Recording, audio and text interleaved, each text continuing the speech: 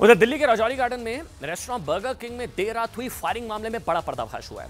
Restaurant के अंदर हुई फायरिंग की जिम्मेदारी विदेश में छिपे गैंगस्टर हिमांशु भाऊ और नवीन बाली ने ले ली है। शूट आउट हुआ वहां पर। गैंगस्टर हिमांशु भाऊ की तरफ से सोशल मीडिया पोस्ट कर हमले की जिम्मेदारी ली गई है। इस हमले में एक व्यक्ति की मौत हुई थी।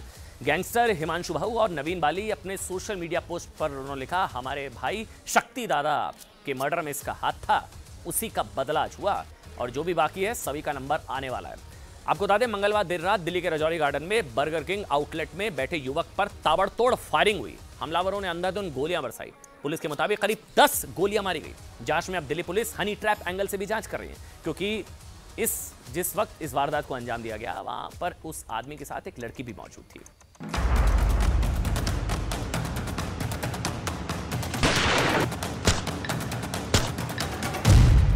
ताबड़तोड़ फायरिंग से थर्राई दिल्ली।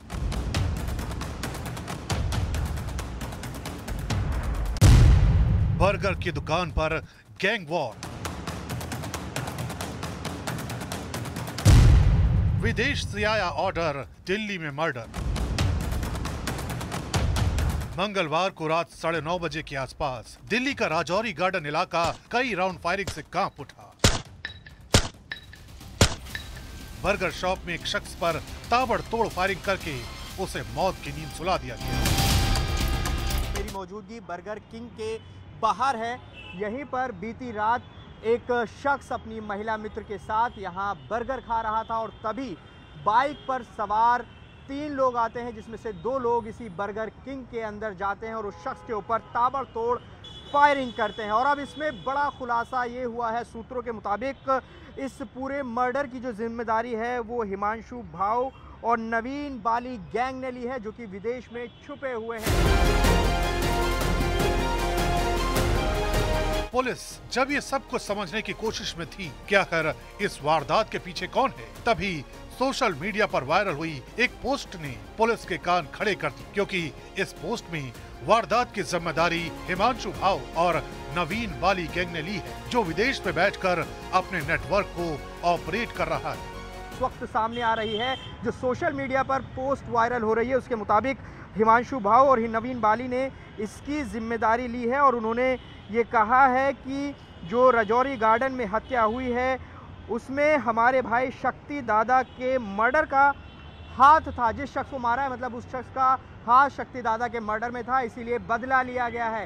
ये हिमांशु भाऊ गैंग की तरफ से ये दावा किया गया है। आपको बता दें कि इसी में ताबड़तोड़ गोलियां चलाई गई थी। जो जानकारी मिल रही है उसके मुताबिक 15 राउंड फायरिंग हुई थी और उसके बाद मौके से जो बदमाश थे वो फरार हो गए। पुलिस इस पूरे मामले की तफ्तीश कर रही है, सीसीटीवी खंगाल रही है इस पूरे घटनाक्रम।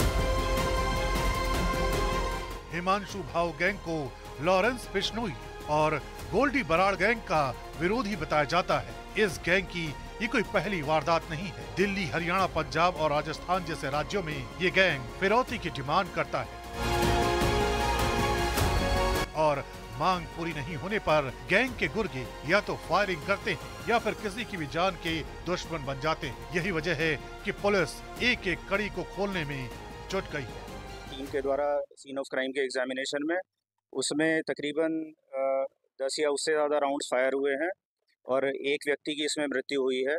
उस व्यक्ति की आइडेंटिटी इस्टेब्लिश करने के लिए और बाकी जो लोग जिन्होंने इस वारदात को अंजाम दिया है उनकी पहचान करने के लिए टीमों का गठन करके और हम लोग उस पर काम कर रहे हैं। सोशल मीडिया पर वायरल हुई इस पोस्ट में साफ कहा गया है कि इस वारदात को एक बदले के रूप में अंजाम दिया गया है और आगे भी ये जारी रहने वाला है। इसलिए पुलिस प्रशासन के सामने चुनौती इस बात की है कि वो इस मामले के आरोपियों तक कितनी जल्दी